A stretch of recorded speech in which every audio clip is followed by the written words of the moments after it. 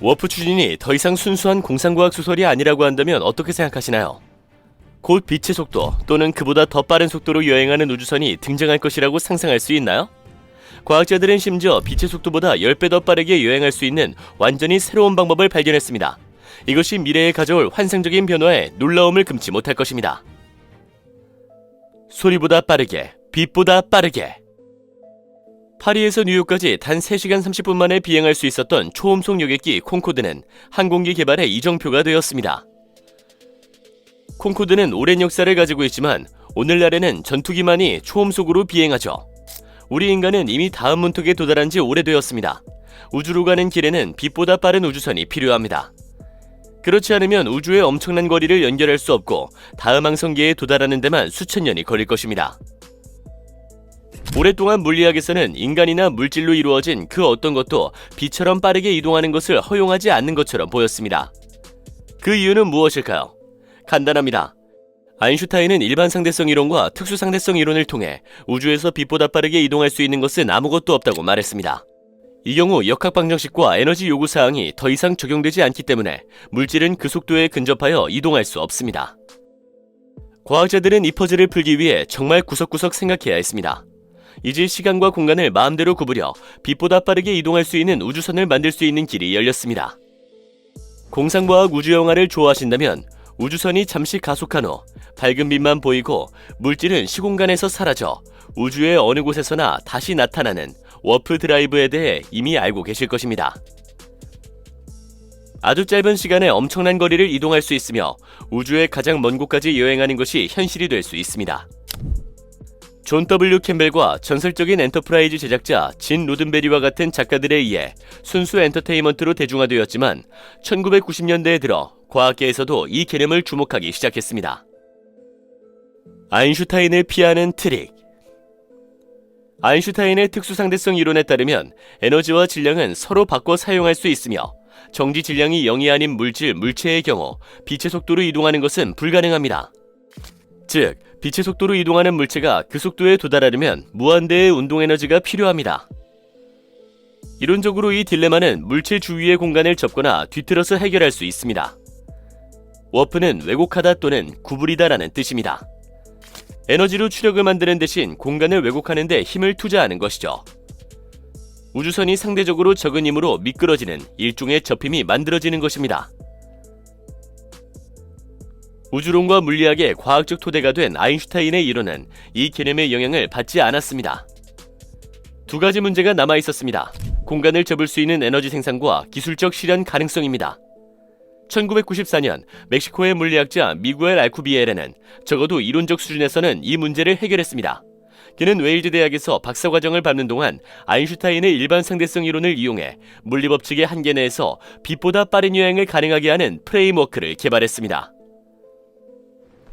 실용적인 측면에서 상대성 이론은 물체가 점점 더 빠르게 이동함에 따라 점점 더 무거워진다고 설명합니다. 이러한 물체가 무거워질수록 가속도를 유지하거나 우주선이 빛의 속도에 도달할 때까지 가속도를 높이는 것이 더 어려워집니다. 질량이 거의 없는 입자만이 이 엄청난 속도로 이동할 수 있습니다. 광자가 그중 하나입니다. 미구엘 알쿠비에르가 자신의 이름을 딴 드라이버를 개발했습니다. 원리는 간단하고 일반인도 쉽게 이해할 수 있습니다. 우주선 뒤쪽에 시공간 연속체가 순전히 국부적으로 팽창하고 앞쪽은 수축하면 왜곡된 영역 외부의 관찰자가 빛보다 빠른 속도로 인식하는 운동이 가능하다는 것입니다.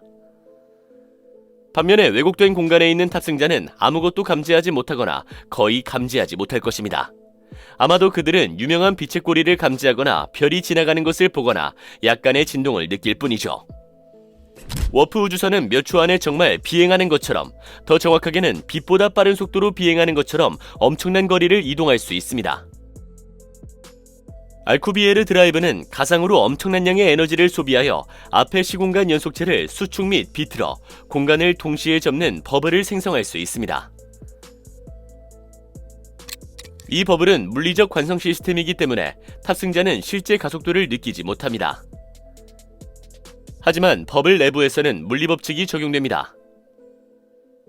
안팎이 모두 아인슈타인의 법칙을 따르고 있음에도 불구하고 물질은 우리가 자동차, 비행기 또는 우주 탐사선에서 알고 있는 추진력과 속도가 아니라 기발한 트릭을 통해 우주를 통해 빛보다 빠르게 움직일 수 있습니다. 우주는 미지의 가능성을 제공합니다.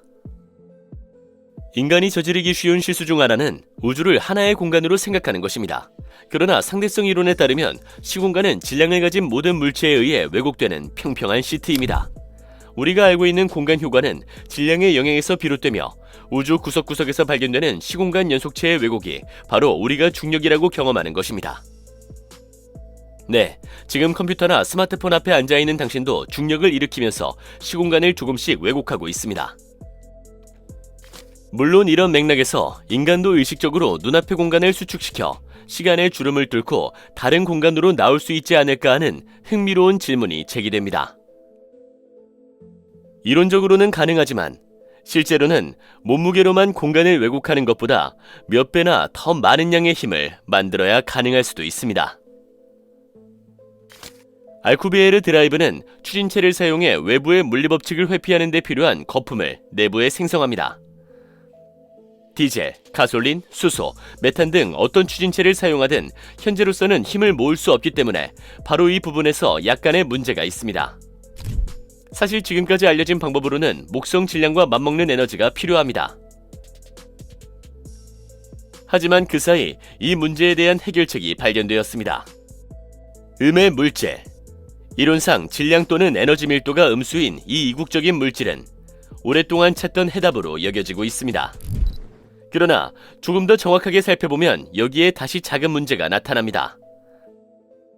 음의 물질은 상상하기 어려울 뿐만 아니라 지금까지 발견되지 않았습니다. 그 존재는 의심되지만 증명되지는 않았습니다. 그렇다면 존재하지도 않는 물질로 어떻게 드라이브를 만들 수 있을까요? 또한 이러한 형태의 물질을 감지할 수 있다고 해도 우주선에 동력을 공급할 수 있을 만큼의 물질을 어떻게 수집하거나 만들 수 있을지도 의문입니다. 문제가 있는 곳에 해결책이 있습니다. 워프 드라이브는 우리에게 꼭 필요한 기술이기 때문에 연구원들은 쉬지 않고 연구하고 있습니다. 현실적으로 실현 가능한 워프 드라이브에 대한 가장 최신의 기발한 아이디어를 살펴보기 전에 현재 인류가 기술적으로 어떤 위치에 있는지 다시 한번 살펴봅시다. 빛보다 빠른 여행을 꿈꾸는 모든 이들에게 고통이 될 수 있으니 꽉 잡으세요. 가장 빠른 우주선. 빛의 속도는 초속 약 30만 킬로미터에 달하는 보편적인 물리 상수입니다. 가상의 엔터프라이즈는 빛의 속도보다 9,000배 빠른 최대 워프 속도로 영웅들을 우주를 가로질러 새로운 모험을 떠날 수 있게 합니다. 현재 우주 탐사선은 가장 빠른 우주선입니다. 탐사선은 매우 작고 가볍습니다. 그럼에도 불구하고 목성, 토성, 금성과 같은 목적지에 도달하려면 엄청난 추진력이 필요합니다. 1995년부터 2003년까지 목성 궤도를 돌았던 주노 탐사선은 빛의 속도의 0.0002배에 불과한 초속 74km의 최고 속도로 우주를 여행했습니다. 보이저 1호가 태양계를 떠나는데 거의 35년이 걸렸고 현재 지구에서 210억 km 이상 떨어져 있습니다. 인간이 만든 우주선 중 가장 빠른 우주선은 태양 근처에서 초속 191km까지 도달한 파커 태양 탐사선입니다. 이 수치를 보면 우리 인간이 우주의 기술로는 멀리 갈 수 없다는 것을 알 수 있습니다. 우리에게는 짧은 거리도 큰 도전입니다. 우주적 규모로 보면 현관문 앞에 발을 내딛기만 하면 된다고 말할 수 있죠. 과학자들이 우주로 보내는 탐사선은 일반적으로 행성의 중력장에서 정교한 가속기동을 통해 합리적인 에너지 소비로 진전을 이루기 위해 노력합니다. 일부 탐사선은 먼저 지구를 2번 돌고 금성을 돌거나 목성을 가속 도우미로 사용합니다. 끝이 없어 보이는 궤도에서 탐사선은 몇 년에 걸쳐 태양계의 목적지에 천천히 접근합니다. 프록시마 센타우리에 있는 친구가 커피를 마시자며 당신을 초대하고 태양계를 벗어나기 위해 우주선을 타고 일부 행성 주위를 수십 바퀴 돌아야 한다고 상상해 보십시오. 그리고 우리가 사용할 수 있는 기술로는 아무도 제 시간에 도착하지 못할 것입니다. 현재와 같이 우주 이웃을 방문하려면 10만 년 이상을 계획해야 하기 때문에 대략적인 수치도 알 수 없습니다. 사실 우리가 우주에서 발전하지 않고 언젠가 우주를 정복하는 종족이 되려면 새로운 기술이 나와야만 합니다. 실제 실현 가능한 기술이 필요합니다. 워프 기술 분야는 끊임없이 발전하고 있습니다. 괴팅겐 대학의 에릭 렌츠 박사는 최근 음의 물질과 엄청난 양의 에너지를 사용하는 기존의 문제를 우회하는 워프 드라이브에 대한 획기적인 새로운 접근법을 발표했습니다. 렌츠 박사는 이 연구에서 이미 존재하고 구현할 수 있는 물리적 특성을 이용해 광속으로 가속하는 방법을 설명하고 있습니다. 핵심은 속칭 워프 버블로 알려진 솔리톤을 사용하는 데 있습니다. 이 방법은 이미 알려진 양의 에너지 밀도만 있으면 됩니다. 그럼에도 불구하고 이 기술은 기술적 실용성 측면에서 여전히 상당한 연구가 필요합니다. 드레스덴의 사람들이 여전히 이에 대해 고민하고 있을 때 다음 획기적인 발표가 나왔죠. 전직 나사 전문가인 해롤드 소니 화이트 박사가 실제 워프 버블을 발견한 것입니다. 화이트 박사는 이미 나사에서 워프 드라이브의 가능성을 연구하고 있었지만 실제로는 완전히 다른 연구를 하고 있었는데, 그것은 바로 서로 매우 가깝게 배치된 두 금속판 사이에서 관찰되는 카시미르 캐비티였습니다. 이 공동 안에는 자연적인 워프 버블인 작은 구조물이 존재합니다. 방위고등 연구계획국은 현재 이 분야에 대한 추가 연구 자금을 지원하고 있습니다. 이 작은 구조물을 어떻게든 대규모로 모방하기만 하면 최초의 진정한 워프 드라이브와 성간 여행의 가능성을 실현할 수 있을 것입니다. 중국 탐사선 창어 5호가 달에 착륙한 이후 달이 우리가 오랫동안 상상해왔던 것과는 전혀 다른 천체라는 증거가 점점 더 많이 나오고 있습니다. 특히 달 내부에는 우리가 전혀 생각하지 못했던 보물이 숨겨져 있는 것으로 보입니다.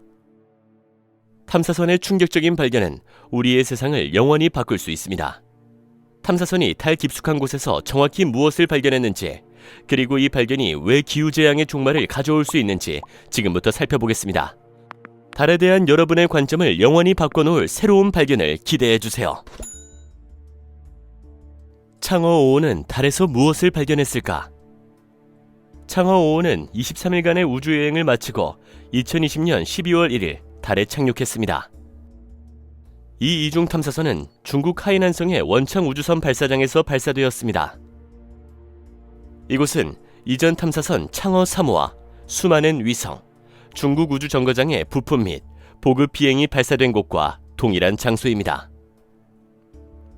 궤도선과 성공적으로 분리된 창어 5호의 착륙선은 과학자들이 오셔누스 프로셀라룸이라고 부르는 달 지역에 착륙했습니다.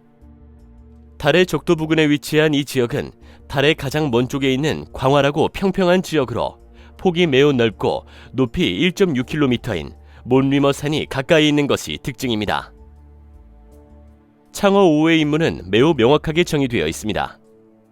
8톤에 육박하는 이 탐사선은 달 표면에서 샘플을 채취하여 40년 만에 처음으로 달의 암석을 지구로 가져오는 것이었습니다. 인류 역사상 처음으로 달의 깊은 층에서 샘플을 추출하는 임무였습니다. 최근 몇 년 동안 과학자들은 달이 우리가 오랫동안 생각했던 것과는 매우 다를 수 있다는 사실을 깨닫게 되었습니다. 달에는 인류의 에너지 문제를 해결할 수 있는 광물 자원이 대량으로 매장되어 있을지도 모릅니다.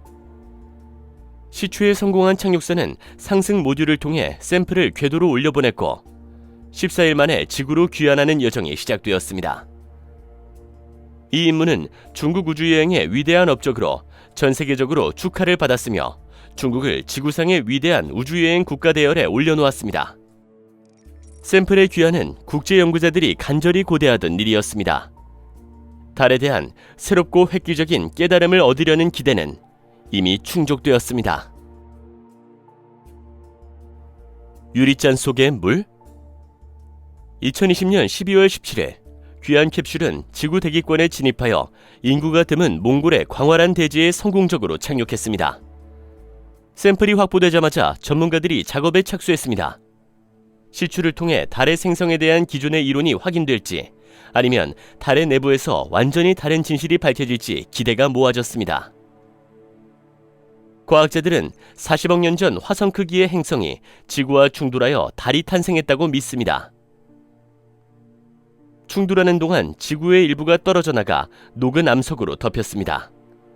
지금까지는 온도가 너무 높아서 모든 물이 영원히 증발했다고 가정했죠. 달은 서서히 줄어들고 있거나 더 좋게 말하면 말라가는 메마른 천체로 간주되었습니다. 최근 몇 달과 몇 년 동안 망원경과 탐사선이 달의 극 근처 크레이터에서 대량의 물얼음이 쌓여있는 것을 발견했습니다. 이야기는 바뀌었고 사람들은 달의 얼음이 어디에서 왔는지, 왜 50년 이상의 치열한 달 탐사 기간 동안 한 번도 발견되지 않았는지 의문을 품기 시작했습니다. 나사는 향후 10년 내에 아르테미스 미션의 일환으로 우주비행사를 극지 부근으로 보낼 계획입니다. 달에 도착한 우주비행사들은 달에 퇴적된 물을 활용할 수 있는지 여부를 결정해야 하죠. 계획된 달의 연구 정거장에서는 물을 인간에게 공급하고 식물을 재배하며 연료를 생산하는 데 사용할 수 있습니다. 이제 창어 5호의 발견은 이러한 모든 계획을 완전히 뒤엎을 수 있습니다. 이 탐사선이 작고 눈에 띄지 않는 천체에서 불가능해 보였던 대량의 물, 즉 달의 모든 곳에 존재하는 물을 발견했기 때문입니다. 중국 과학원 연구원들은 시추 샘플에서 비정상적으로 높은 밀도의 작은 유리 입자를 발견했습니다. 이 작은 유리 결정은 운석이 달에 떨어졌을 때 형성되었을 가능성이 높습니다. 혜성을 타고 달에 물이 운반되어 현재 극지방에서 얼어붙었을 가능성이 있다는 것이죠. 자세히 살펴본 결과 충돌된 유리구슬은 연구자들의 말문이 막히게 하는 또 다른 비밀을 품고 있었습니다. 바로 구슬 안에 물이 들어있었기 때문입니다. 각 입자에는 물이 아주 작은 부분만 포함되어 있지만 달에 쌓인 물의 양은 엄청납니다. 상상이 되시나요? 달에 대량의 물이 있다는 겁니다. 이 역시 우리에게는 이례적으로 들리지만 중국의 연구 결과는 의심의 여지가 없습니다. 각각의 크리스탈에는 2000분의 1에서 100만분의 1의 물이 들어있습니다. 따라서 보시다시피 정말 작고 구슬의 크기는 1mm도 되지 않습니다. 하지만 그 부피가 물을 만들고 그 농도를 달 전체로 환산하면 달의 토양 1톤당 2000kg의 물이 존재한다는 연구 결과가 나옵니다. 지구의 조건에 따르면 액체 상태에서 이것은 거의 2000리터에 해당하는 엄청난 양입니다. 이러한 유리 입자가 달 전체에 고르게 분포되어 있을 가능성은 높습니다. 달 전체가 수십억 년 동안 혜성, 소행성, 운석에 의해 폭격을 받았기 때문이죠. 이는 달의 적도부터 극지방까지 물이 풍부할 수 있다는 것을 의미합니다. 따라서 미래의 유인 달 탐사선은 극지방에 착륙한 후 그곳의 물 얼음을 활용하기 위해 힘들게 노력할 필요가 없습니다. 이 구슬의 물은 가열을 통해 쉽게 분리할 수 있으므로 달 정착민에게 천체 어느 곳에서나 신선한 물을 제공할 수 있습니다. 추가 조사에서 중국 연구자들은 달의 결정 안에 들어있는 물이 한때 태양에 의해 생성되었다는 사실도 입증할 수 있었습니다. 이 이론에 따르면 태양풍에서 양전하를 띤 수소 원자가 유리구슬 안으로 들어와 그 안에 포함된 산소와 섞였다고 합니다. 샘플에 포함된 다양한 유형의 수소 원자에 대한 연구에 따르면 이 유리구슬은 태양 복사에 의해 가열될 때 고온에서 수소 전하의 일부를 방출할 수 있는 것으로 나타났습니다. 현재 추정치에 따르면 충돌 유리구슬 형태의 물의 총량은 약 2987억 톤으로 추정됩니다. 2010년 나사는 달 북극의 물 할당량을 6억 6140만 톤으로 추정했습니다. 달이 뼈만 남았다는 이전의 가정과 비교하면 정말 엄청난 양입니다. 지구와 비교해도 달의 풍부한 물은 인상적이죠. 물과 암석으로 이루어진 우리의 푸른 고향은 약 14억 7천만 톤의 물을 보유하고 있는 것으로 추정됩니다. 이 달의 얼음이 녹는 날이 올지 아니면 물 유리구슬의 화학적 또는 기계적 변화를 통해 달이 강, 호수 또는 바다 전체가 있는 풍경으로 변할 수 있을지 궁금해지셨을 겁니다. 물론 저희도 이 질문을 스스로에게 던지고 이 문제를 조사했죠. 이러한 아이디어는 환상적이지만 안타깝게도 달 표면에 물이 흐르게 하는 것은 거의 불가능할 것입니다. 달에는 대기가 거의 없고 극한의 기온과 매우 낮은 기압만 존재합니다. 물은 특정 조건에서만 액화할 수 있는데 달에는 이러한 조건이 존재하지 않습니다. 달은 밀도가 특별히 높지 않고 자기장도 매우 약하기 때문에 향후에도 달의 변화가 일어날 것으로 예상되지 않습니다. 한때 액체 상태의 물이 흐르던 화성은 완전히 다른 이야기입니다. 침식의 흔적은 이를 여러 번 확인시켜 주었고 대담한 테라포밍 계획은 특히 극지방에 얼어붙은 화성의 물을 인위적으로 유도한 온실 효과를 통해 액체로 바꾸어 바다와 호수로 만드는 것을 목표로 하고 있습니다. 그러나 전문가들은 이것이 현실적으로 실현 가능할지 의문을 제기하고 있습니다. 하지만 중국 우주비행사들의 달에 대한 흥미로운 발견으로 돌아가 봅시다. 유리구슬은 물 외에도 다른 것들을 발견했습니다. 이 흥미진진한 발견은 곧 달에 대한 진정한 연구를 촉발할 수 있습니다. 이것이 우리 에너지 문제를 해결할 수 있을까요? 중국 우주 탐사선이 채취한 샘플은 독특합니다. 심층에서 채취한 이 샘플은 미국의 아폴로 프로그램 기간 동안 우주 비행사들이 지표면에서 채취한 모든 샘플보다 약 10억 년이나 더 오래되었죠. 이 유리구슬은 주로 지난 20억 년 동안 거대한 운석, 소행성, 해성 충돌을 통해 형성되었을 가능성이 높습니다. 필요한 온도를 생성하려면 약 6,800년 전 지구의 공룡을 멸종시킨 소행성과 거의 비슷한 크기의 충돌이 필요합니다. 상대적으로 작은 천체인 달은 발달 역사 내내 엄청난 우주의 영향에 노출되어 왔으며 달이 이러한 폭격에서 잘 살아남은 것은 놀라운 일입니다. 연구자들은 달의 밀도가 낮고 먼지로 이루어진 두꺼운 완충층이 있기 때문이라고 생각합니다. 달의 격동적인 삶은 미래의 우리가 엄청난 혜택을 누릴 수 있는 다양한 특성을 만들어냈을 수 있습니다. 창어 5호가 달의 암석에서 또 다른 결정을 발견했는데 이 결정은 매우 중요할 수 있습니다. 이 달의 결정은 이전에는 전혀 알려지지 않았던 물질로 만들어졌기 때문입니다. 연구자들은 이 구조가 핵융합의 중요한 구성 요소를 가지고 있다는 사실을 발견했을 때 놀라움과 어리둥절함을 동시에 느꼈습니다. 원자력에 대해 잘 모르시는 분들을 위해 말씀드리자면 핵융합이 가능해지면 지구의 에너지 문제는 곧바로 해결될 것입니다. 지금까지 인류는 핵분열 원리를 이용해 막대한 에너지 수요를 충족시켜 왔습니다. 그러나 그 결과로 발생하는 방사성 폐기물은 엄청난 문제가 되었죠. 핵융합에서는 가벼운 원자핵이 더 무거운 원자핵으로 융합됩니다. 핵분열보다 훨씬 더 많은 양의 에너지가 방출되며 잔여물에는 방사선이 없습니다. 수십 년 동안 전 세계 물리학자들이 이 기술을 연구해왔지만 핵융합에 필요한 압력과 그에 따른 에너지 투입량이 에너지 이득을 초과하기 때문에 지금까지는 성공하지 못했습니다. 본질적으로 핵융합에 대한 준비성이 높은 광물이나 원자를 찾을 수 있다면 문제는 즉시 해결될 것입니다. 그리고 이것이 바로 방금 일어난 일입니다. 분리된 인산염 광물은 이번 탐사와 중국의 달의 여신 창해를 기리기 위해 청호싯 Y로 명명되었습니다. 베이징 우라늄 지질학 연구소의 향후 연구는 핵융합이 가능한 헬륨3 동위원소를 지구에서 사용할 수 있는지 여부를 보여줄 것입니다. 그렇게 된다면 곧 달에서 채굴이 시작되고 우주선이 매일 암석을 지구로 가져오고 지구는 당분간 숨을 돌릴 수 있게 될까요? 글쎄요, 아직은 알 수 없습니다. 샹구 6호는 2024년부터 달의 먼 쪽에서 샘플을 추가로 수집하여 지구로 가져올 예정입니다.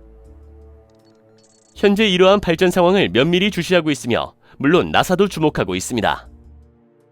전문가들은 약 27억 6톤의 헬륨3로 미국 전역에 1년 동안 전력을 공급할 수 있다고 계산했습니다.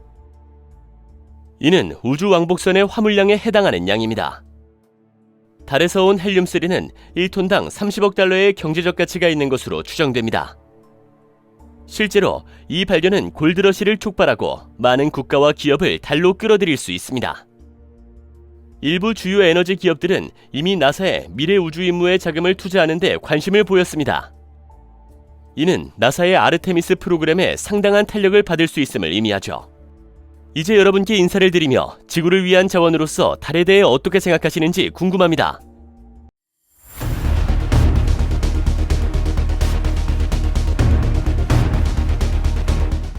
소련의 한 우주비행사가 UFO를 촬영했지만 그의 상사는 아무도 신경 쓰지 않았습니다. 또 다른 러시아 우주비행사는 금성사진에서 외계 생명체의 흔적을 발견했지만 이번에도 진지한 조사가 이루어지지 않았죠. 그는 죽기 전에 자신의 연구 결과를 발표하여 전 세계에 충격을 주었습니다. 지금 보여드리는 사진과 비밀은 놀랍고 많은 의문을 불러일으킵니다. 1957년 소련은 최초의 인공위성인 스푸트니크 1호를 우주로 쏘아 올렸습니다. 이 역사적인 순간은 우주시대의 시작과 미국과 소련 간의 우주 경쟁을 알리는 신호탄이었습니다. 불과 2년 후인 1959년 루나 1호가 달에 도달한 최초의 인공물체가 되었죠. 또 다른 중요한 이정표는 1961년 우주에서 지구 궤도를 도는 최초의 인간이 된 유리 알렉세이에비치 가가린의 임무였습니다. 가가린의 보스토크 1호 비행은 소련 우주기술의 우월성을 보여주는 승리이자 상징이었습니다. 1965년 알렉세이 아르치포비치 레오노프가 최초의 우주 유영에 성공하고 1971년 샬루트 1호가 최초의 우주정거장을 궤도에 진입시키는 등 소련은 그 후에도 일련의 성공을 이어갔습니다. 또한 전설적인 탐사선인 베네라 탐사선은 13번의 임무를 수행하면서 이전이나 이후 어떤 탐사선도 해내지 못한 정밀도로 금성을 조사했죠. 이 이미지들은 오늘날에도 여전히 금성에 대한 최고의 인상을 남기고 있습니다. 오늘날 러시아 우주산업은 소련 붕괴 이후 재편되어 다시 한번 국제우주계의 주요 플레이어가 되었습니다. 그러나 러시아의 국영우주기관인 로스코스모스는 이제 나사 및 ESA와 긴밀히 협력하고 있으며 다행히도 오래된 적대관계는 잊혀졌습니다. 현재 진행 중인 주요 프로젝트에는 국제우주정거장 참여와 소유주 MS 및 앙가라 로켓과 같은 새로운 우주선 개발이 포함되어 있습니다. 또한 향후 수십 년 동안 달 탐사 및 화성 탐사 계획도 있죠. 경제적 어려움과 현재 엄청난 정치적 도전에도 불구하고 러시아는 우주 탐사의 선구자로 남아있으며 미국과 유럽처럼 달과 화성 탐사를 통해 역사적인 성공을 이어가기를 열망하고 있습니다. 소련 우주비행사들의 UFO 목격담. 2020년 러시아 우주비행사 이반 벵거는 몇 달 동안 ISS에 머물렀습니다. 국제우주정거장에서 연구 임무를 수행하는 동안 그는 무엇보다도 우주에서 오로라 오스트랄리스로 알려진 남극광을 촬영했죠. 영상에서 독특한 빛의 형상이 갑자기 나타나 머리 위로 천천히 미끄러지듯 지나갑니다. 이 물체는 타임랩스 동영상에서 약 52초 동안 나타납니다. 벵거를 포함한 많은 사람들은 이 물체가 비지상 비행물체, 즉 UFO라고 믿었죠. 벵거는 조사를 위해 상사에게 동영상을 제출했지만 아무런 답변도 듣지 못했습니다. 영상은 그저 무시당했죠. 벵거는 이 영상을 자신의 소셜미디어에 올리며 전 상사의 무관심에 대해 이해할 수 없다는 반응을 보였습니다. ISS 관계자나 나사도 이 동영상에 대해 언급하지 않았습니다. 베네라 13과 그 발견. 서두에서 언급했듯이 베네라 임무는 소련 우주비행의 천재적인 발상이었습니다. 소련은 1960년대 후반부터 1980년대 초반까지 지칠 줄 모르고 이웃 행성에 탐사선을 발사했죠.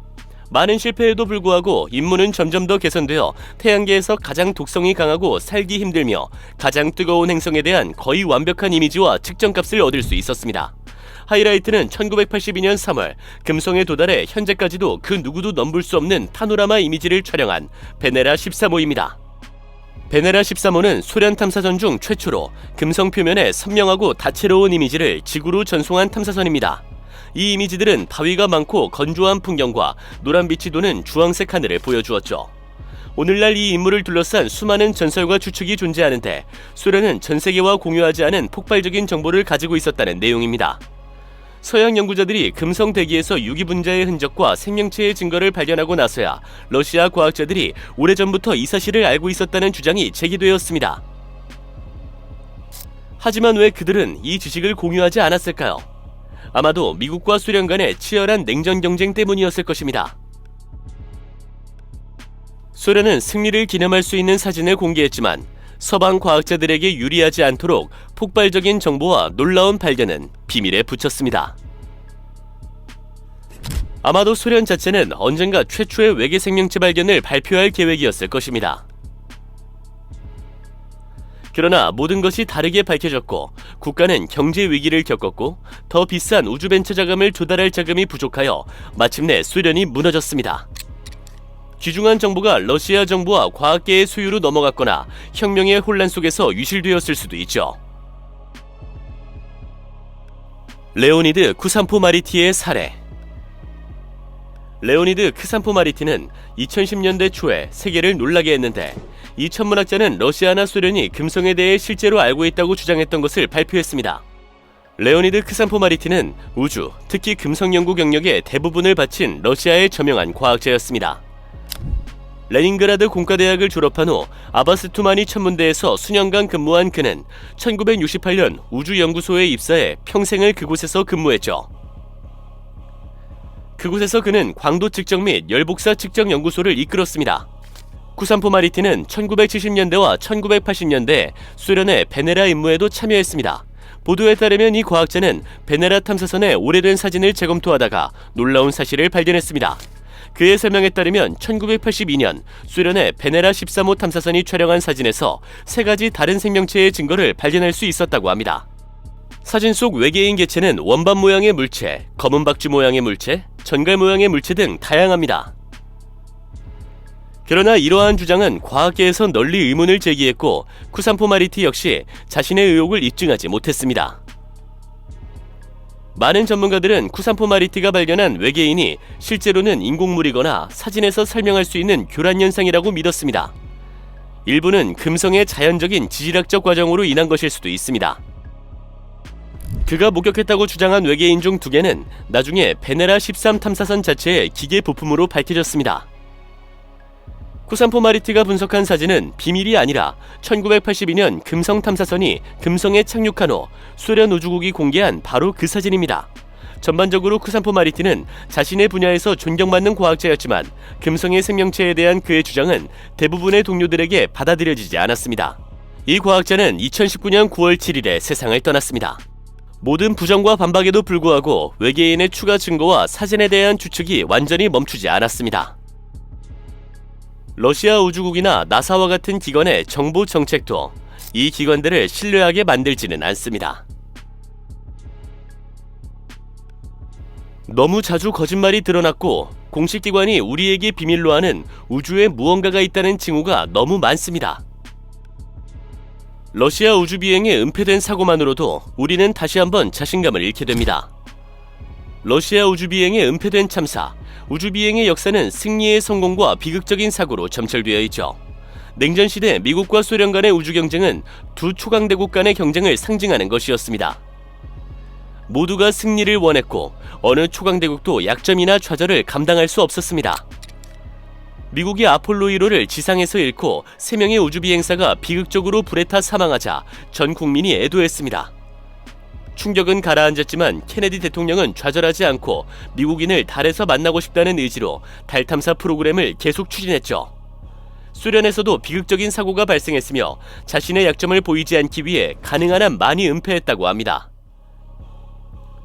1961년 유리 가가린의 역사적인 비행이 있기 전에도 다른 우주 비행사들이 우주로 발사되었다가 목숨을 잃었다고 합니다. 이 임무는 소련 정부에 의해 은폐되었습니다. 세상에는 영웅 유리 가가린의 사진만 보여졌고 속임수는 완벽하게 성공했습니다. 1960년 바이코누르 우주비행장에서 대륙간 탄도미사일을 시험하던 중 폭발이 발생하여 미트로판 네델린 원수를 비롯한 많은 사람이 사망한 네델린 참사가 실제 기록된 사건입니다.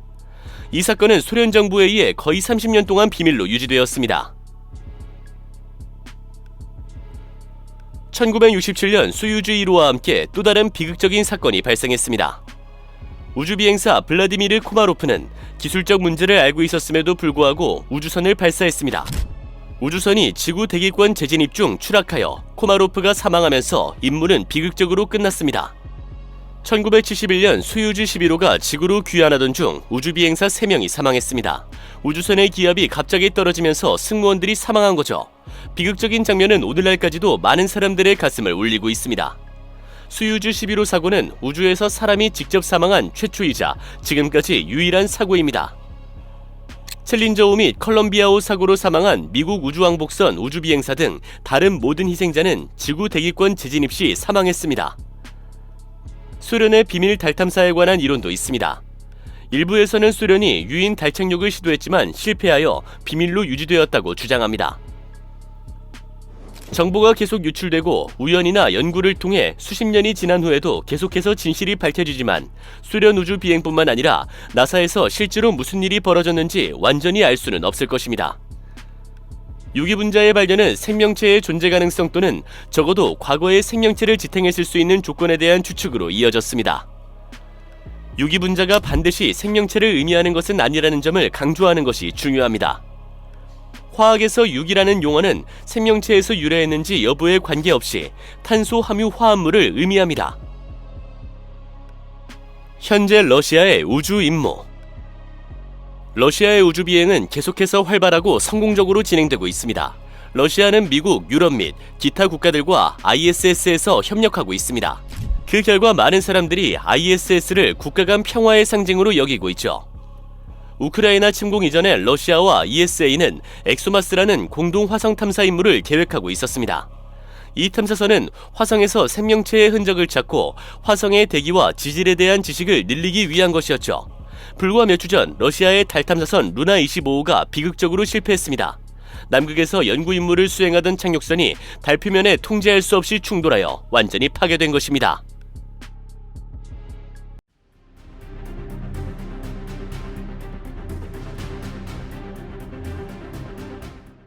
영생의 가능성에 대해 생각해 본 적이 있나요? 양자 이론은 우리 중 누구도 실제로 죽지 않는다고 주장합니다. 우리는 육체적 죽음 이후에도 일부 문화권에서는 신의 세계로 알려진 다중우주를 여행할 수도 있죠. 양자 물리학자들이 어떻게 우리 모두가 영원히 산다는 것을 증명할 수 있는지 지금 바로 보여드리겠습니다. 영원한 생명에 대한 탐색, 성배, 철학자들의 돌도는 신성한 암브로시아, 이 모든 치료법은 불멸을 부여하는 것으로 알려져 있습니다. 영생과 불멸에 대한 질문은 지구상의 많은 문화권에서 찾아볼 수 있으며 그에 대한 답도 명확합니다. 서구 문화에서는 죽음 이후의 삶에 대한 믿음이 거의 사라졌습니다.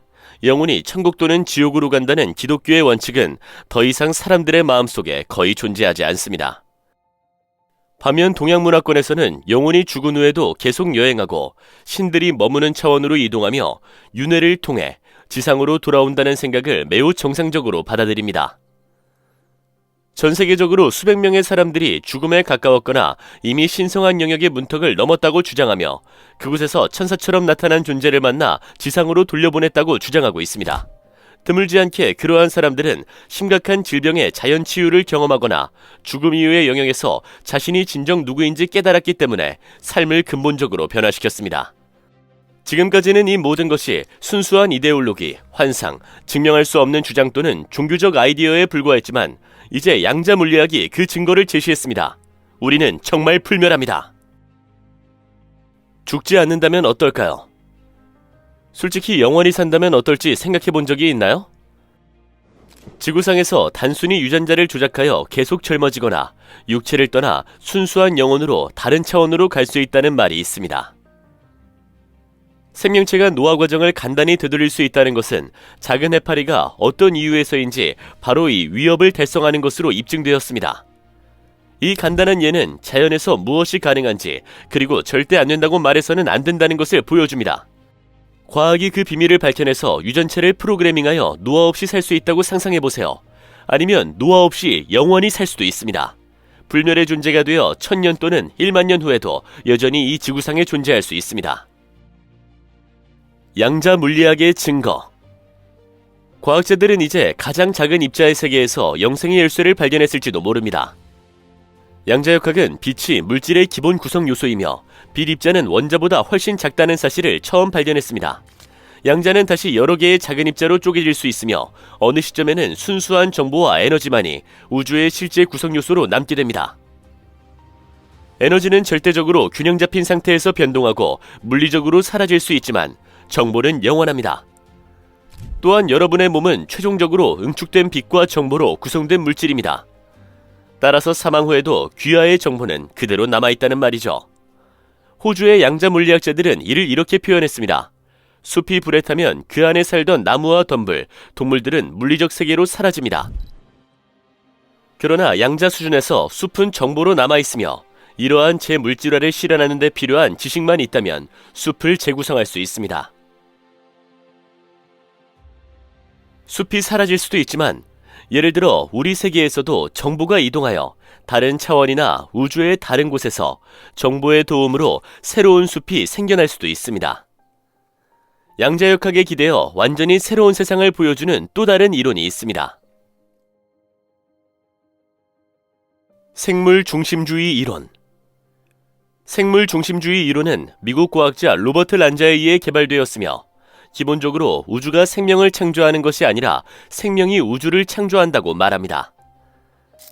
우리가 우리 안의 의식이라고 부르는 것은 사실 모든 것이 시작될 때 존재했으며 거의 140억 년이 지난 지금 의식은 우리 인간을 통해 스스로를 전달하고 있습니다.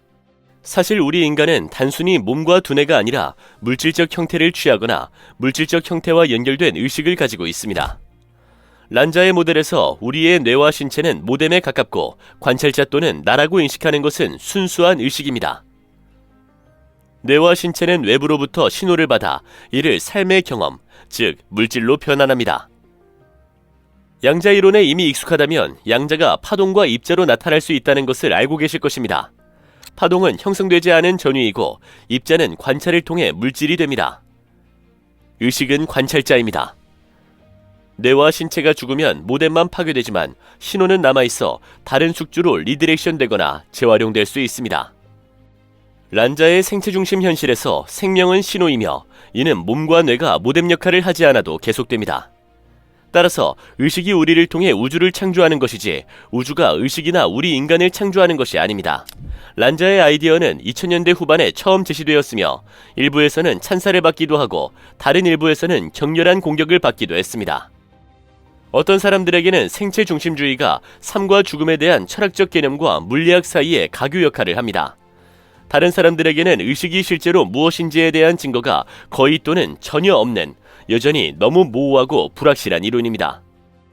지지자들은 또한 생명이 발생하기 위해 얼마나 많은 신체적 조건이 필요한지 보여주는 미세 조정 문제를 도출합니다.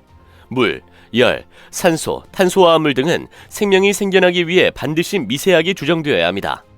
이 모든 것은 우연이 아니라 지구를 위해 또는 우리를 위해 만들어진 것 같습니다. 이제 인간이 관찰자로 지구에 존재하기 전에 누가 이 모든 것을 창조했는지 스스로에게 물어볼 수 있습니다. 공룡도 의식을 가지고 지구에 존재하면서 물질을 창조했을까요? 최초의 박테리아는 어떤가요? 란자의 이론을 확장하면 의식이 어디에나 존재한다고 가정합니다. 의식은 당신과 나, 식물과 동물, 심지어 물질적으로 생명이 없는 광활한 우주 공간에도 존재합니다. 이러한 아이디어는 많은 자연 종교의 애니미즘과 매우 유사하며 모든 존재가 영혼이나 의식을 가지고 있다고 믿는 믿음과 비슷합니다. 사후 세계. 란자의 이론과 일부 양자 모델은 의식이 물질보다 우위에 있다는 사실을 입증했습니다. 이것은 필연적으로 소위 죽음 이후의 삶으로 이어지거나 오히려 그러한 현실에서는 죽음이 불가능합니다. 생명이 실제로 의식이고 물질에 얽매이지 않는다면 그렇지 않습니다. 생명과 의식이 더 이상 우리 몸과 연결되어 있지 않기 때문이죠. 몸과 뇌를 제거하면 의식은 일종의 에너지로 증발하여 우주의 나머지 부분으로 사라지거나 다른 차원으로 이동하여 그곳에서 살아가게 됩니다. 20세기 중반 독일의 물리학자 버크하르트 하임은 의식과 같은 초물질적 차원과 신적 차원까지 포함하는 12차원 현실 모델을 만들었습니다. 놀랍게도 풀리지 않는 수학 공식 중 상당수는 10차원 이상으로 가정하면 해결됩니다. 이러한 차원 중 하나에서 의식은 정상적인 힘일 수 있지만 현재 우리는 이를 감지하거나 측정할 수단이 없죠. 17세기에 르네 데카르트는 정신과 신체는 근본적으로 다른 두 가지 물질이라고 주장했습니다. 정신은 비물질적이고 사고하는 반면 신체는 물질적이고 공간적으로 확장되어 있습니다. 이러한 차이에도 불구하고 그는 두 가지가 뇌의 송과선에서 상호작용한다고 믿었습니다. 계몽주의 시대에는 이러한 관점으로 인해 몸과 마음이 분리되었습니다. 오늘날에 와서야 의학 과학자들은 이 두 개체가 밀접하게 연결되어 있다는 증거를 점점 더 많이 발견하고 있으며 예를 들어 신체적 질병은 종종 마음의 원인이 있다는 것을 알게 되었습니다. 의식이 물질을 형성하거나 조금 변형되어 표현될 수 있고 의식이 물질로 응축될 수 있다고 생각하면 입자가 파동이고 그 반대의 경우도 마찬가지이며 신체가 의식이고 그 반대의 경우도 마찬가지입니다. 유일한 차이점은 3차원 세계의 육체는 노화되기 때문에 존재 기간이 제한되어 있다는 점입니다. 그러나 영원한 해파리의 예는 이러한 과정이 생명의 조건이 아니라는 것을 보여줍니다. 오히려 나이를 먹는 모든 생명체는 단순히 프로그램을 따라갈 수 있으며 언젠가 이 프로그램을 다시 쓸 수 있는 사람이 지구에서 영원한 물리적 생명의 열쇠를 발견하게 될 것입니다. 양자 불멸. 란자의 생물중심주의만이 이러한 방향을 가리키는 유일한 아이디어는 아닙니다. 양자불멸 모델은 다중우주의 중심 개념에서 출발합니다. 휴 에버렛의 다중세계 모델에서 개발된 양자불멸은 우리가 내리는 모든 결정이 평행우주를 만들어낸다는 가정을 전제로 합니다. 나뭇가지가 무한히 뻗어있는 나무를 상상해보세요. 각 나뭇가지는 여러분의 인생이 걸어온 다양한 길을 나타냅니다. 크든 작든 결정을 내릴 때마다 나무에 새로운 가지가 하나씩 추가되죠. 이 우주들은 공존하지만 결코 교차하지 않고 모두 우리의 선택에 따른 결과입니다. 마치 무한한 거울의 미로 속에 있는 것처럼 각 거울은 인생에서 선택한 길에 따라 다른 버전의 나를 보여줍니다. 수년 동안 공상과학 작가들은 소설과 영화에서 무의미해 보이는 선택이 평행우주로 갈 수 있다는 것을 보여주며 이 아이디어의 잠재력을 깨달았습니다. 다중우주가 사후세계에 어떤 의미가 있는지는 또 다른 문제입니다. 양자불멸에서는 다중우주에서 사람이 살아남을 수 있는 분기점이 항상 존재할 수 있습니다. 이중슬리 실험과 같은 주요 연구에 따르면 모든 옵션이 관찰되기 전까지는 항상 가능한 것으로 나타났습니다. 다중우주는 지구에서 죽은 후에도 의식이 다른 세계에서도 살아있을 수 있다는 생각을 허용합니다. 여러분은 자신도 모르는 사이에 다른 차원에 존재하고 있을지도 모릅니다. 육체가 죽고 이 세상에서 관심이 멀어지면 다른 차원의 다른 존재를 인식하고 자신이 실제로 살지도 죽지도 않았으며 모든 것이 3차원 세계의 환상에 불과하다는 것을 깨닫게 될 수 있습니다. 이 관점은 특정 마음 상태를 가진 사람이 측정을 하기 전까지는 고양이가 죽어있는 동시에 살아있다는 양자이론의 사고 모델인 슈레딩거의 고양이와 일치합니다. 힌두교와 같은 동양 종교에서 다중우주는 오랫동안 알려져 왔으며 사람들의 의식 속에 존재하는 실제입니다. 베다에서는 다양한 수준의 물질과 영적이고 미묘한 세계를 설명합니다. 다중우주의 다른 우주처럼 볼 수 있는 이 행성에는 신, 악마 또는 천사로 알려진 존재들이 살고 있습니다. 인간은 불멸의 영혼을 소유하고 있으며 이 영혼은 다중우주 내에서 다양한 형태를 취할 수 있습니다.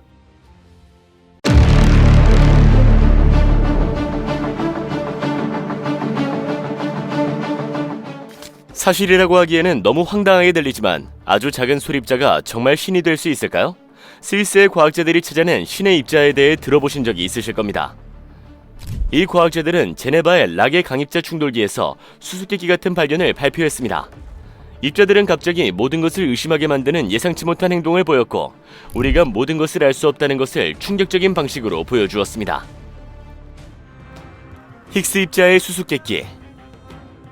새로운 발견은 이 입자에 대한 우리의 이전 이해가 잘못되었을 수 있음을 보여줍니다. 이는 세상을 바꾼 발견을 완전히 새롭게 조명할 수 있습니다. 제네바의 입자가속기에서 과학자들이 정확히 무엇을 관찰할 수 있었는지 알아보기 전에 힉스 입자에 대해 조금 더 자세히 소개해드리겠습니다. 입자와 신이 무엇인지 이해하려면 양자 물리학으로 잠시 여행을 떠나야 합니다. 양자 물리학은 가장 작은 입자에 대한 과학이죠. 양자는 원자보다 작은 빛 또는 광자의 입자로 오랫동안 물질의 실제 구성 요소로 여겨져 왔습니다. 하지만 연구자들은 더 작은 입자, 그리고 그보다 더 작은 입자 등이 존재한다는 사실을 알아냈습니다. 입자 물리학자들은 이러한 입자를 찾고 있으며 이 발견을 통해 물질이 핵에서 어떻게 구성되고 어떻게 생성되는지 해독하고자 합니다. 힉스 입자는 질량과 관련된 가장 작은 입자의 행렬에 나타납니다. 힉스 입자는 모든 공간을 관통하는 보이지 않는 에너지장인 힉스장과 상호작용하여 다른 입자에 질량을 부여합니다. 우리는 특정 밀도 이상의 질량을 가진 입자를 볼 수 있습니다. 따라서 우리가 눈에 보이는 창조물로 인식할 수 있는 것은 바로 여기에서 비롯되죠. 예를 들어 빛은 우주를 여행하는 동안에는 볼 수 없습니다. 빛은 또한 정지 질량이 없죠. 우리는 질량이 있는 입자에 의해 반사될 때만 볼 수 있습니다. 태양이 지구를 비추면 지구 표면이 밝아진다는 아주 간단한 예에서 이를 확인할 수 있습니다. 반면에 우주는 어둡지만 예를 들어 먼 별에서 빛 입자 덩어리가 이동하여 우리에게 오기도 합니다. 따라서 힉스 입자와 힉스장은 가시물질이 나타나는 곳에 정확히 나타나고 신이 빛이 있으라고 말했다고 말할 수 있습니다. 이것으로 우리는 이미 처음에 던진 질문에 답할 수 있습니다. 아니요, 힉스 입자는 신은 아니지만 종교적 사상과 흥미로운 연관성이 있는 신성한 마법의 문턱에서 나타납니다. 라고요. 2012년 입자 물리학의 이정표인 힉스 입자의 발견으로 과학자들은 이 발견을 이용해 대형 강입자 가속기를 보호할 수 있게 되었습니다. 이 입자 가속기는 이전부터 격렬한 비판을 받아왔습니다. 일부 반대론자들은 이 시설의 실험이 블랙홀을 만들거나 심지어 우주 전체를 붕괴시킬 수 있다고 주장했습니다. 이에 대한 자세한 설명은 조금 후에 하기로 하고, 먼저 과학자들이 힉스 입자에서 전혀 예상치 못한 일을 경험했을 때 왜 충격을 받았는지 살펴보겠습니다. 입자가 갑자기 연구자들의 눈앞에서 붕괴되어 매우 불안정한 것으로 판명된 것입니다. 이는 힉스 입자의 성질에 대한 이전 이론과 전혀 일치하지 않으며 모든 성과를 무효화할 수도 있습니다. 힉스 입자 추적. 힉스 입자에 대해 좀 더 자세히 살펴보겠습니다. 우주를 힉스장이라는 보이지 않는 물질로 가득 찬 바다라고 상상해봅시다. 이 바다에서 상어가 우아하고 유유히 헤엄치고 있습니다. 주변 매체와 최적의 상호작용을 하며 거의 무게감 없이 효율적으로 움직이죠. 이것은 광자와 같은 특정 입자가 힉스필드와 상호작용하여 질량이 없는 방식과 유사합니다. 다음으로 물속에서 헤엄치는 인간을 상상해보겠습니다. 우리 인간은 수영하는 법을 배웠고 일정 시간 동안 물속에 있을 수 있으며 또한 어느 정도의 효율을 달성할 수 있습니다. 그러나 언젠가는 물속에서 공기가 없어지고 그 이상한 요소에서 우리의 질량이 우리의 실패가 될 것입니다. 이 수영하는 사람들은 힉스필드와 상호작용하는 전자와 쿼크와 비슷합니다. 그들은 질량을 가지고 있죠. 그런 다음 물 위에 떠있는 플라스틱 병을 상상해 보십시오. 그것은 매체에 의해 움직이고 운반되지만 매체와 적극적으로 상호작용하는 운동량은 없습니다. 이것은 W 보손 및 G 보손과 같은 무거운 입자에 해당합니다. 그들은 힉스장과 많이 상호작용하기 때문에 많은 질량을 가지고 있습니다. 다음으로 상어, 수영하는 사람, 플라스틱 병이 만들어내는 파도를 상상해 봅시다. 이 파도는 힉스 입자와 같습니다.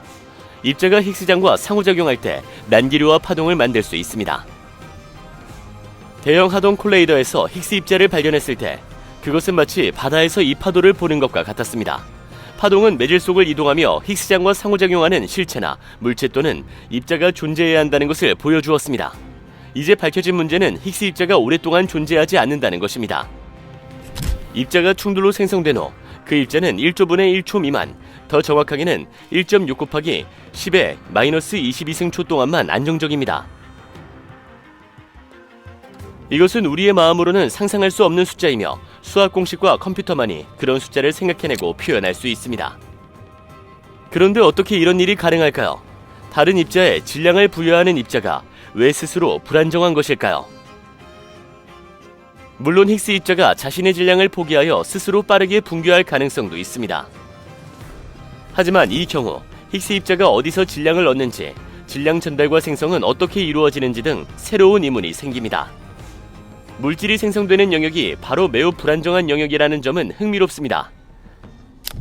이것은 역설적이며 자연과학에서 유일한 역설이 아닐 수도 있습니다. 이 작은 입자들은 아주 짧은 시간 동안만 존재하고 우리가 감지할 수 없는 시간대에 행동하기 때문에 연구하기가 어렵습니다. 그렇다면 앞으로는 물질의 기원에 대한 비밀을 알 수 없을까요? 과학자들은 포기하지 않는다. 물리학자들이 이러한 단수명 입자의 성질을 연구하는 방법 중 하나는 붕괴 모드를 통해 연구하는 것입니다. 붕괴는 다양한 방식으로 발생하며 어떤 방식으로 붕괴가 일어나는지는 특정 조건에 따라 달라집니다. 힉스 입자는 다양한 입자 그룹으로 붕괴됩니다. 바다를 예로 들어 자세히 살펴보겠습니다. 바닷속과 바다 위의 파도가 너무 커져서 어느 순간 붕괴되어 많은 작은 파도와 흐름을 형성한다고 상상해 보겠습니다. 이 작은 파도가 다른 입자를 대표한다고 생각해 봅시다. 큰 파도 또는 힉스 입자의 원래 크기와 에너지에 따라 W 보손, G 보손 또는 타우 렙톤으로 붕괴되는 것입니다. 다른 작은 파동에는 렙톤과 광자가 포함됩니다. 또한 붕괴 과정에는 확실하게 관측되지 않은 가상의 입자가 관여하기 때문에 직접적인 설명이 불가능합니다. 연구진은 대형 허들 콜라이더에서 이 희귀한 붕괴 과정을 여러 번 시도했습니다. 소립자 물리학의 표준 모형 예측에 따르면 힉스 입자의 약 0.15%만이 G 보손과 광자로 붕괴해야 합니다. 그러나 2015년부터 2018년까지 아틀라스와 CMS 검출기에서 수행된 양성자끼리의 충돌 실험 데이터는 다른 결과를 보여주었습니다. 놀랍게도 데이터에 따르면 이 붕괴가 발생할 확률은 6.6%에 불과해 예상치에서 크게 벗어난 것으로 나타났습니다. 대형 강입자 충돌기의 주요 실험인 아틀라스와 CMS는 힉스 입자가 지보손과 광자로 분규하는 것을 감지하는 민감도를 극대화하기 위해 전략적인 접근 방식을 채택했습니다. 이를 위해 과학자들은 현재 이러한 실험에서도 자기학습형 인공지능과 기계지능에 의존하고 있으며, 이는 각 실험마다 최고의 결과율을 이끌어내기 위해 몇 분의 1초 만에 측정 절차를 일치시킬 수 있습니다. 그러나 이러한 과정에서도 아직 원하는 결과를 얻지 못하고 있습니다. 미세 입자의 영역은 과학자들에게 난해한 영역이며, 그들은 점점 더 대담한 방식으로 기술을 향상시키고 있지만 우리가 아직 알지 못하는 문제를 일으킬 수 있습니다. 그렇다면 LHC에서 구체적으로 어떤 일이 일어나고 있는 것일까? 과학자들은 제네바의 입자가속기에서 엄청난 힘을 사용하여 2개의 입자빔을 쫓고 있습니다. 이 작업은 지하 약 150m에 위치한 링 모양의 시설에서 이루어지고 있습니다. 입자의 흐름이 충돌할 때 입자들은 각각의 부분으로 분해되어 서로 반응하여 편향되거나 이전에 알려지지 않은 현상을 보입니다. 이것이 과학자들이 물질의 기본 구성 요소를 탐구하는 방법이죠. 그들이 지금까지 발견한 것은 간단히 말해서 점점 더 작은 입자, 복잡한 반응, 점점 더 많은 가능성과 질문입니다. 명확한 해답 대신 실험은 끝없는 세계에 대한 통찰력을 제공합니다. 보물찾기를 한다고 상상해봅시다. 목표에 가까워졌다고 생각한 순간 보물이 있다고 생각된 방으로 향하는 길은 수십 개의 갈래로 나뉘고, 또다시 수십 개의 갈래로 나뉘고, 또 다른 수십 개의 갈래로 나뉘고, 또 다른 갈래로 나뉘고, 또 다른 갈래로 나뉩니다. 과학자들이 원하는 답을 찾으려면 어떤 길을 가야 할까요? 보시다시피 이것이 바로 입자 연구자들의 문제이며 많은 사람들이 실험을 헛수고로 여기는 이유입니다. 어쩌면 우리 인간은 이 세상의 본질에 대해 모든 것을 알 수 없고, 그것을 이해하기 위해 가장 작은 구성 요소로 분해할 수도 없을지도 모릅니다. 제네바의 연구원들은 아직 그것을 깨닫지 못하고 있습니다. 그들은 신중하게 연구를 계속하고 입자 가속기를 계속 업그레이드하고 있습니다. 3년 전 그 시설은 갑자기 오프라인으로 전환되었죠. 비평가들은 무언가 숨겨야 할 것이 있다고 확신했습니다. 2022년 시설이 재가동되면 운영자는 더 강력한 자석과 에너지빔을 사용하여 입자가 서로를 쫓아간다고 발표했습니다. 이것은 미친 짓처럼 보일 수 있지만 잠재적으로 심각한 결과를 초래할 수도 있습니다. 신이 인간을 연기하는 것일까? 비평가들은 제네바의 과학자들이 자신들이 무엇을 하는지 영원히 알 수 없는 힘을 다루고 있다고 주장합니다. 입자의 구조적 교란은 아직 알려지지 않은 방식으로 시설에서 누출되어 인근 지역, 지구 전체 또는 우주에 문제를 일으킬 수도 있습니다. 이는 사람들이 방사능을 발견했을 때의 상황과 조금 비슷합니다. 정제, 비누, 심지어 헤어케어 제품까지 방사성 우라늄으로 만들어졌습니다. 아무도 방사능에 대해 아무것도 몰랐고 사람들이 죽고 나서야 그 연관성을 점차 인식하게 되었습니다. 이것은 엑스레이도 마찬가지였고 이는 의학의 확장으로 환영받았습니다. 이후 이러한 방사성도 유해하다는 것이 밝혀졌고 오늘날에는 다른 방법이 없을 때만 엑스레이를 찍습니다. 제네바의 시설도 비슷한 것을 제공할 수 있습니다. 연구자들은 입자가 물질의 경계, 미터 단위의 벽이나 안전한 강철을 쉽게 넘어갈 수 있다는 것을 알아야 합니다. 과학은 끝인가? 힉스 입자는 오랫동안 소립자 물리학의 표준 모형의 기본석으로 여겨져 왔습니다. 그러나 이러한 새로운 발견은 그 모델이 단지 새로운 시작에 불과하다는 것을 암시합니다. 또한 현재 단계에서는 상상할 수 없는 범위의 확장이나 수정이 있을 수도 있습니다. 천체 물리학에서 제임스 웹 망원경은 단순히 우주의 시작에 대한 천문학자들의 완전히 잘못된 이미지를 증명하고 있으며 아마도 처음부터 그런 시작이 없었을 수도 있습니다. 연구와 과학은 매년 수십억을 지출하고 있으며 LHC 실험에는 수백만 또는 수십억의 비용이 들며 이는 운영회사 선, 스폰서 및 지구의 정부가 부담합니다. 많은 사람들은 그 돈을 기후보호와 재생가능 에너지 등 다른 분야에 더 잘 투자해야 한다고 생각합니다. 선은 흔들리지 않고 실험의 안전성을 계속 강조하고 있으며 현재 LHC의 세 번째 실행이 진행 중에 있습니다.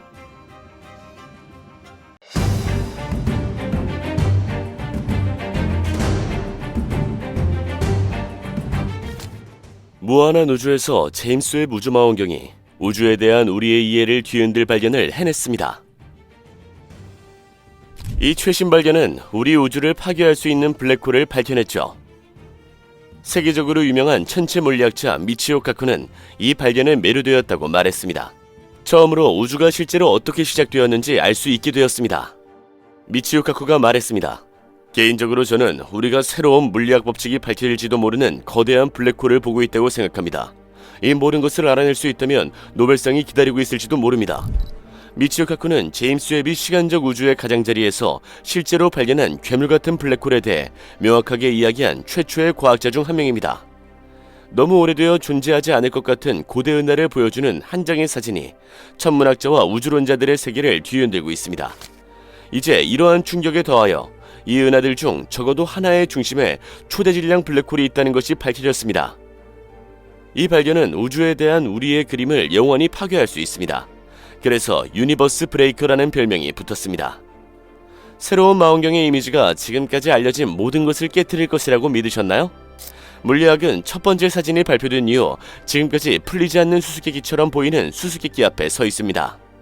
연구자들은 새로운 우주 망원경이 빅뱅 이론과 같은 오래된 이론에 대한 해답을 제시하거나 마침내 이를 확인할 수 있기를 바랬습니다. 처음에는 모든 것이 훌륭했습니다. 나사는 일부 별과 매우 많은 은하를 볼 수 있는 사진을 발표했습니다. 은하가 더 붉고 어두워질수록 은하가 더 오래되었다는 것을 의미합니다. 이미지가 공개된 후 전세계 수십 개의 연구팀이 이미지 분석에 착수했습니다. 최첨단 기술을 통해 이미지의 모든 빛의 지점에서 놀라운 정보를 추출해냈습니다. 연구자들은 특수 컴퓨터 기술을 사용하여 빛이 얼마나 오래되었는지, 어떤 원소가 빛을 반사했는지, 이 은하가 얼마나 빨리 움직이고 있는지, 그 안에 얼마나 많은 별이 있었는지 알아내고 있습니다. 제임스 웹 우주망원경은 현대기술의 걸작으로 이와 같은 이미지를 통해 빅뱅 이후 불과 5억 년 후의 시간으로 우리를 안내합니다. 곧 연구자들은 고대 은하와 태양 질량보다 1000만 배나 큰 거대 블랙홀의 발견을 발표할 수 있었습니다. 하지만 우주가 아직 초기 단계였던 시대에 어떻게 그런 거대한 물체가 존재할 수 있었을까요? 이 정도 크기의 블랙홀은 우주 빅뱅 직후에 발생하여 은하 형성에 대한 기존의 모든 지식을 뒤집어 놓습니다. 이전의 빅뱅 이론에 따르면 이 시기에 실제로는 별과 별들의 첫 번째 프로토타입만 존재했어야 한다고 상상해 보십시오. 그러나 이제 우리는 거대하고 밝으며 별들로 가득 찬 6개의 은하를 보고 있습니다. 그 중심에는 이 은하들 모두에 초질량 블랙홀이 있을 수도 있습니다. 중력렌즈 효과로 인해 블랙홀이 드러납니다. 블랙홀과 먼 천체는 광활한 우주에서 관측하기 어렵습니다. 우리는 훨씬 더 나은 기술에도 불구하고 관측할 수 없기 때문에 가장 오래된 은하와 블랙홀 중 많은 것을 놓치고 있을지도 모릅니다. 이제 과학자들은 중력렌즈를 기대하고 있습니다. 이 효과는 훨씬 더 오래되고 더 큰 블랙홀을 볼 수 있게 초기 우주에 대한 우리의 그림을 완성할 것입니다. 중력렌즈는 과학자들이 이미지의 이상한 왜곡을 발견했을 때 우연히 발견되었습니다. 중력렌즈는 은하나 블랙홀과 같은 거대한 물체에 의해 만들어집니다. 이미지의 배경에 있는 작고 먼 물체는 상류에 있는 매우 무거운 물체의 중력에 의해 확대됩니다. 이 단순하지만 강력한 우주적 우연은 최근 몇 년 동안 연구자들이 다른 방법으로는 볼 수 없었을 먼 은하와 외계 행성을 식별하는 데 큰 도움을 주었습니다. 연구자들은 이제 이 기술의 잠재력을 이용해 시간을 더 거슬러 올라가 초기 우주의 수수께끼를 풀 수 있기를 희망합니다. 블랙홀과 외계 지적 생명체. 이러한 발견에 이미 놀라셨나요? 2023년 초에 과학자들이 블랙홀과 관련된 충격적인 발견을 2가지 더 해냈으니 잠시만 기다리세요. 첫 번째 발견은 우리 은하 중심에 있는 블랙홀로 알려지지 않은 거대한 무언가가 빨려 들어가고 있음을 보여줍니다.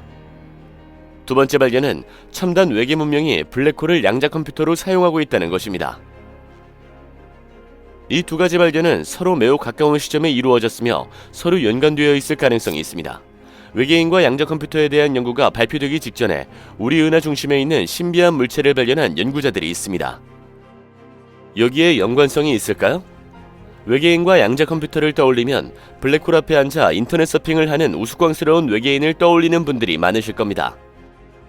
하지만 이는 양자 컴퓨팅이 의미하는 바가 아닙니다. 하지만 과학자들은 블랙홀을 구성요소로 분해하지 않고 가까이 접근할 수 있다면 블랙홀이 독창적인 양자 컴퓨터가 될 수 있다는 결론에 도달했습니다. 이 연구는 매우 진보된 문명이 블랙홀을 활용하거나 실험실에서 만든 작은 블랙홀을 지식 저장소 및 데이터 처리 기계로 사용할 수 있다고 말했습니다.